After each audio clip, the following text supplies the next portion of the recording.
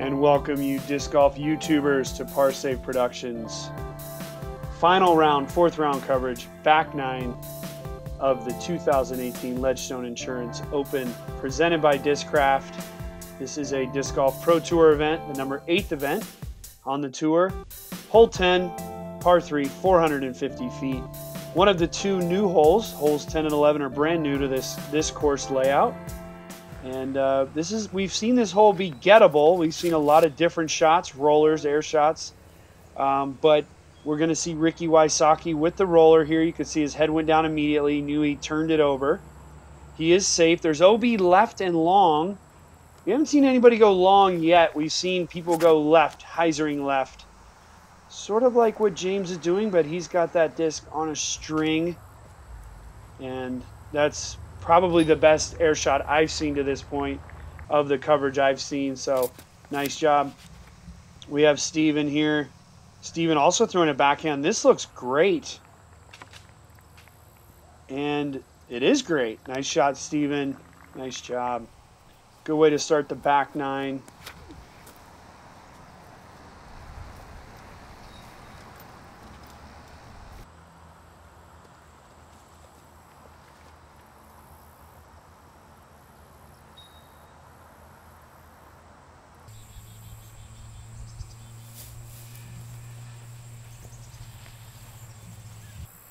Miss putt there. This is Nico. Nico was out of bounds there, so this is going to be for par. Goes just off the top. Leave himself a little bit of a comebacker. This is James Conrad with the jump putt. Patented James Conrad run through. Nice putt, James.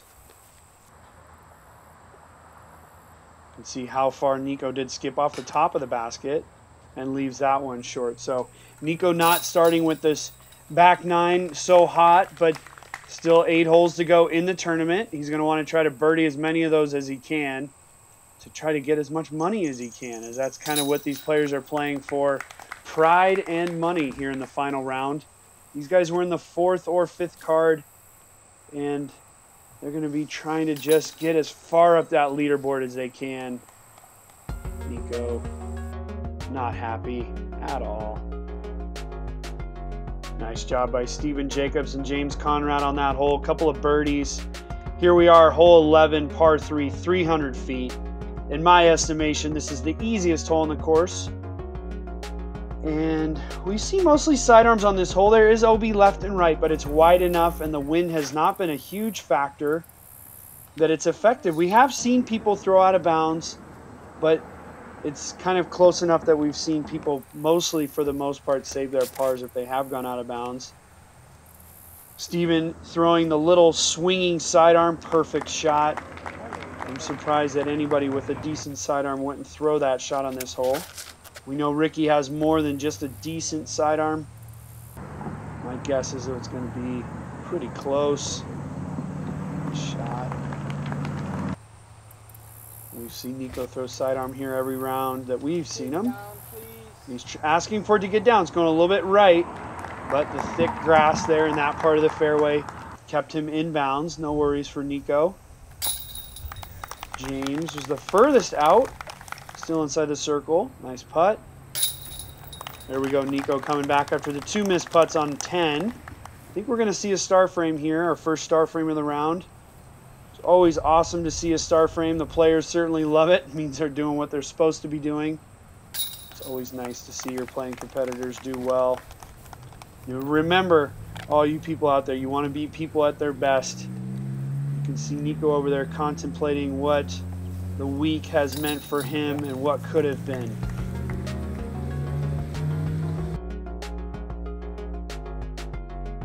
And a big star frame there.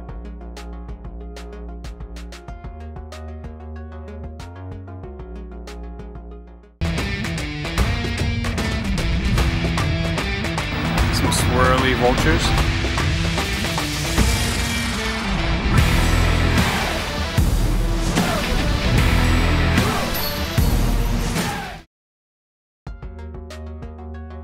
Here we are, hole 12, par 3, 354 feet, up the hill to the water tower. We call this the water tower hole.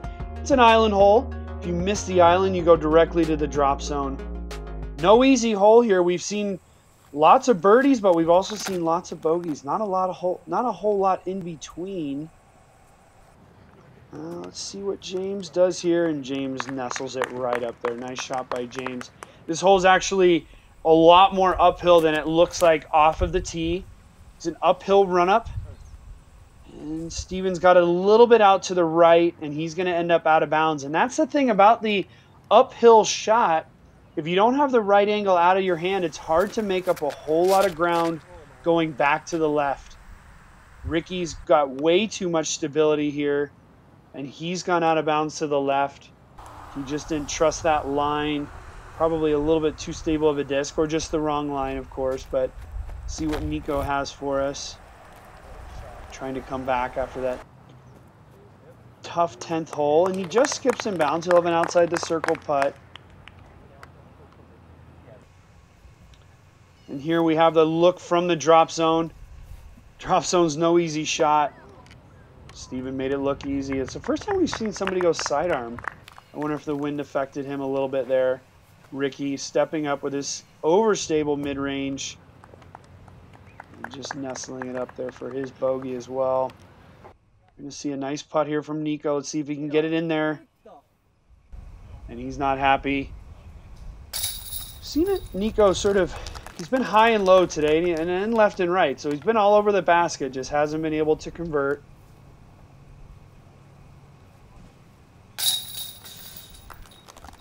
Ricky not happy with that one. These players do have a long walk to the next tee. The next tee's a par 5.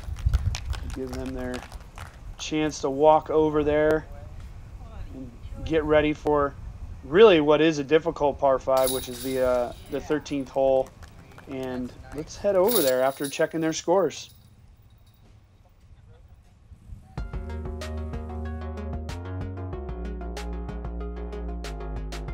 The water tower hole claiming 2 people. Nico with the missed putt, but James making it look easy. And here we are, the 13th hole, par 5, 1,080 feet. This is in the shorter pin position, the one on the right. This is the classic pin position, the position that the players have seen in all the versions of the Ledgestone.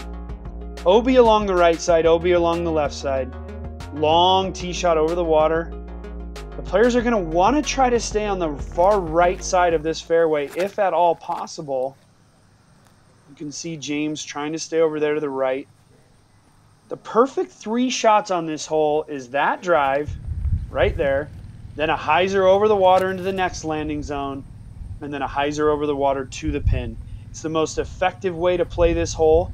If the players get caught up on the left side, there's trees, there's bushes, there's valleys, there's just a whole lot going on.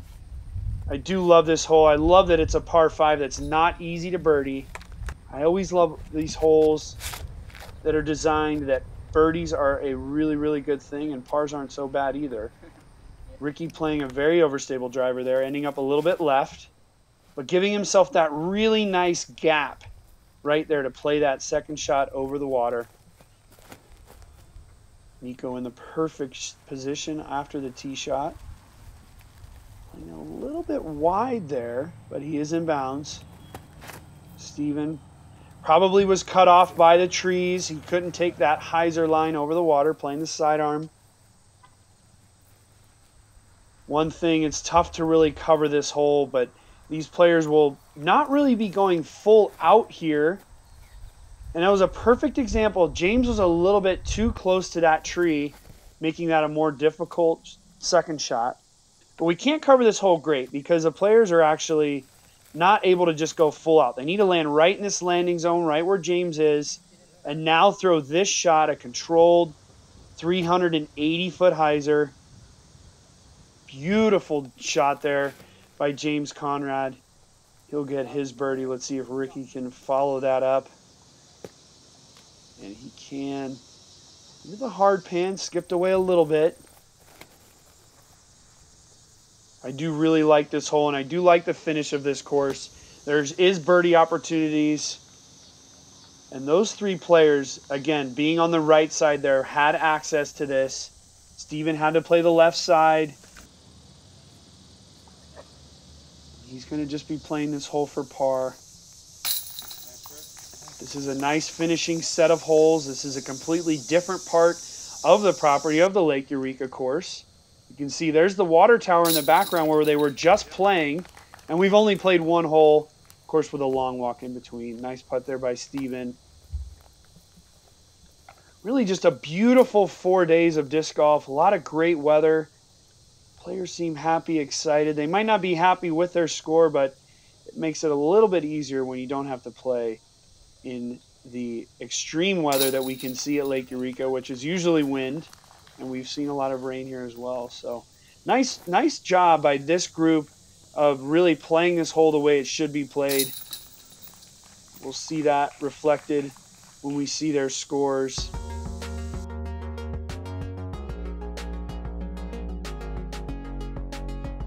There we see 3 birdies and a par. This group's doing pretty well. A couple 6-under pars. And now we head over to the tough 14th hole, par 4, 805 feet. One of my favorite holes in the course. Drone footage is presented by Airborne Disc Golf. Kale LaVisca out of the Twin Cities and his crew. We thank you for that. Really appreciate it. Makes it better for everybody. It's a downhill hole, downhill tee shot, and you just want to land into that landing zone that James is going straight for right now. And there you go. You can see he's landed it right in the perfect spot. He'll have about a 380 to 400 foot-ish. I don't want to quote exact numbers. But he'll have a hyzer shot from there up over the water. Nico landing down in the valley. He'll have a much longer second shot, but it will be open. And what makes this hole so difficult is really that the tee shot is technical and the second shot brings the water into play. So we'll see how these players handle the second shot, how much they want to throw out over the water. But this tee shot is just technical. Steven getting a lucky bounce, leaving himself well over 500 feet. You can see the basket out there. He'll be playing this hole for par. Smart move. Now you can see Nico actually taking a really nice line. Not even putting himself much over the water. Great shot. Crowd gives him a little bit of a clap. James in perfect position off the tee. Again, not putting himself over the water too much. And throwing a very nice shot. We've seen now these last 2 holes, these players really sort of, maybe it's that point in the tournament where they're just sort of feeling like they can see the finish line and they're just kind of now a little bit more relaxed. A lot of that stress kind of sorts the shed away come the final round when you're not up in the lead cards. Beautiful putt by Ricky. Steven as well, playing that hole for par. We've seen James, Nico, and Ricky play the last 2 holes really beautifully and getting birdies, being rewarded for it. A little bit too little, too late, but every little bit helps.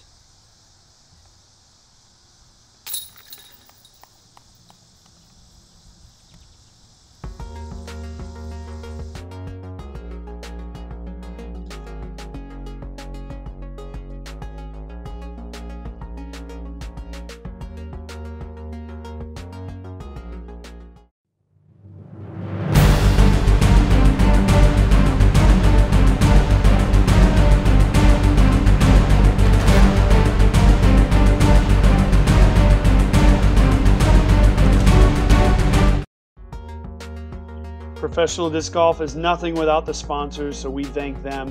Here we are, hole 15, par 3, 315 feet. Big trees of Mando to the left. It's a slightly uphill hole to an elevated basket, and the OB wall behind it has actually saved a few players that have thrown rollers. We've seen rollers, turnovers, and sidearms. I think probably the most ideal shot on this hole is a strong sidearm, which we should see from Ricky Wysocki. We've seen Nico throw rollers, and he's going to do that again. I really like the usage of the mandatory on this hole. Forces the players to throw the turnover, avoids any issues over on the road. Boy, and Ricky leaving that one just a little bit inside. He did make the mandatory.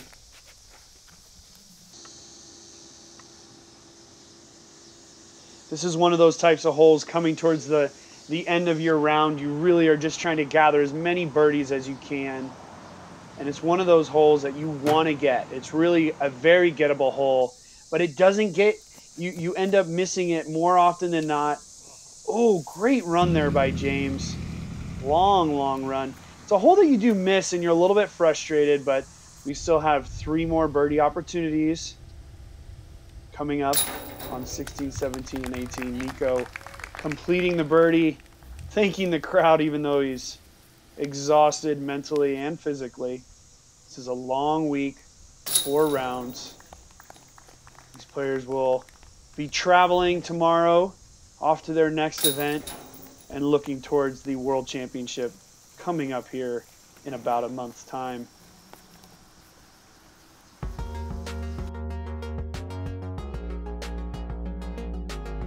And there we see the 1 birdie by Nico, 3 pars.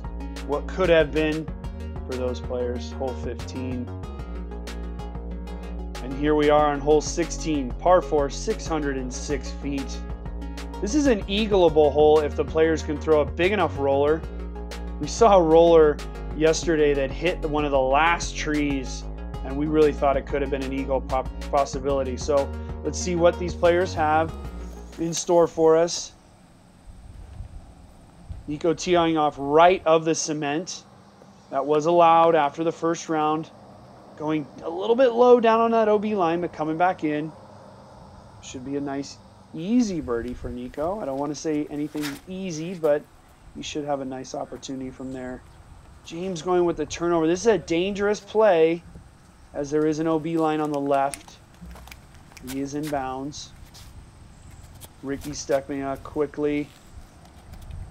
Looks like he knows what he wants to do. Saw Nate Sexton in the first round play this hole really nicely. Threw 2 sidearms and had a nice sort of carefree birdie.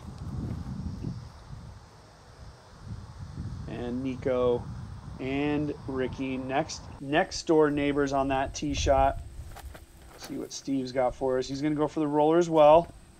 Little tight, but got clear of everything. A little bit too much turn, and he gets into the big bushes on the right. He is in bounds there. That is more of a hazard in the sense that it's just a tough stance to get up and out of there. James probably has about 240, 250 feet. And wow, that's, I'm going to say, over all the shots I've seen, even in person, playing that hole, that's one of the nicest shots. So nice job by James there. Steven turning a little bit, hitting the guardian tree. The pin is located right at sort of the edge of a hill going downward. Ricky flipping that wrist, giving himself a birdie opportunity.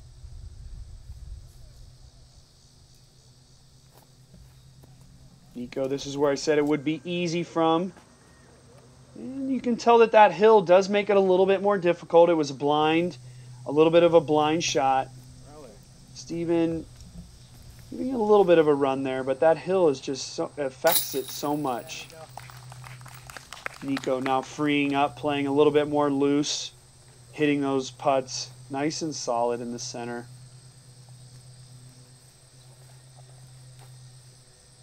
Steven stepping in, lining it up.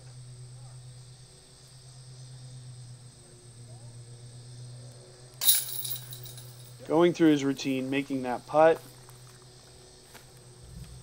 Steven's got a little flat here on this back area, but that's okay. He's put on a pretty good showing for himself. Ricky quickly putting that one in. James as well.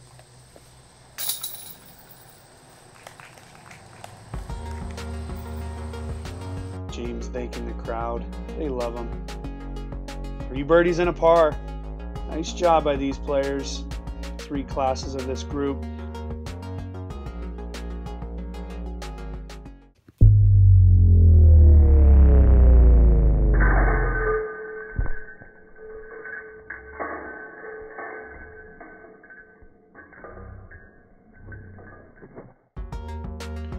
Do want to briefly thank Parsave Productions for their hard work. Craig and his team have done a great job. They're new to the scene. Hole 17, par 3, 300 feet. Seems easy until you get to it. It's over water the whole way. Let's see what these players have for us. Nico getting it a little high. Does he have the D? And he doesn't. Saw him skip off the dock on the second round where he shot 10 under par. Got a little lucky there, but unfortunately ended up OB. James looks like he's got this one on a real nice line. And he's going to be inbounds. He is on the inbound side of that line.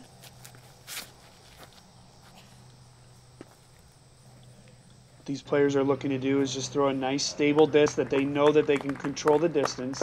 Luckily, the basket's on a slight incline. You can see from the tee how you can really just sort of, if it gets onto that green, it's almost going to sit almost every time, just like we saw there with Stevens. I do want to mention that I didn't mean to say that Steven wasn't the class of this group, but these other three players, we have a world champion and multiple major champion with Nico, and I think I've been really impressed with all of their plays today. A few hiccups here and there, but these guys have one hole left after this hole. They've played 71 holes. These are pretty much just tap-ins. I think there's a little bit of a mental anguish going on right now. These guys want to get into the clubhouse, sign their card, go out, watch the guys who are up near the lead. Maybe, maybe not. Maybe they don't. But we do appreciate their effort on the course.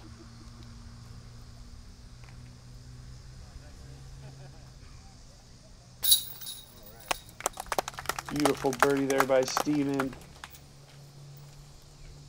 Nico after the drop zone shot with his bogey.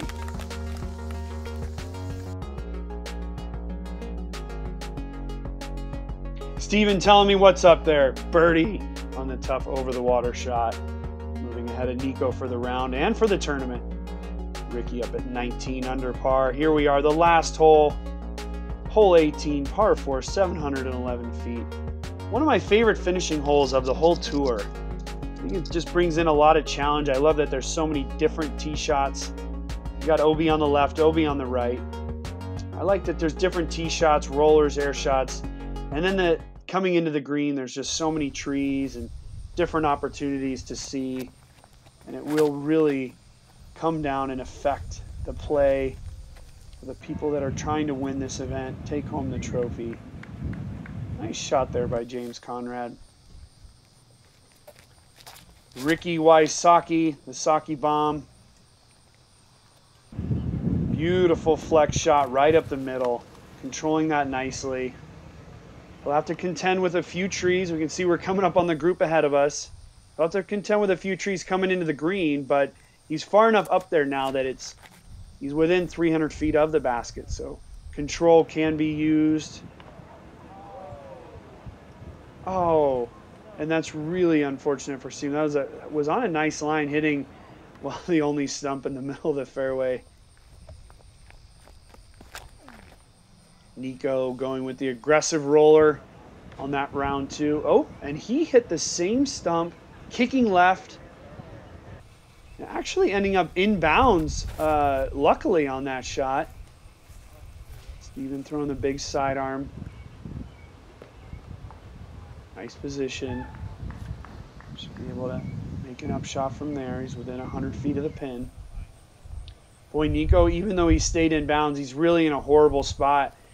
And this is sort of, I can tell you right now, we're looking at a player, it's the last hole. Who cares? Doesn't matter. There's no way he would have done that if he was anywhere near the lead. Way left, OB. Rethrowing. Knows what he did wrong on the first one. And makes the adjustment. Sometimes you just, you just want to let it go. Sometimes you just want to throw, not worry about it. Not too much you can do from here on out. James. Beautiful. He's thrown a few of these beautiful little flowing shots that have come into these really tough greens at great angles. Ricky navigating those trees nicely with the sidearm. You can see this is where Nico's other big turnover ended up. Saving his bogey. I want to take this time while James walks down to thank each and every one of you for watching, listening. I want to thank the players for their great play. Again, this is the final round back nine coverage of the 2018 Ledgestone Insurance Open. I'm Nate Doss. It's been a fun time watching these players. I really enjoyed it. Thanks for listening. Thanks for watching. Thank our sponsor of the tournament, Discraft there. And we will see you guys at the next one. Enjoy.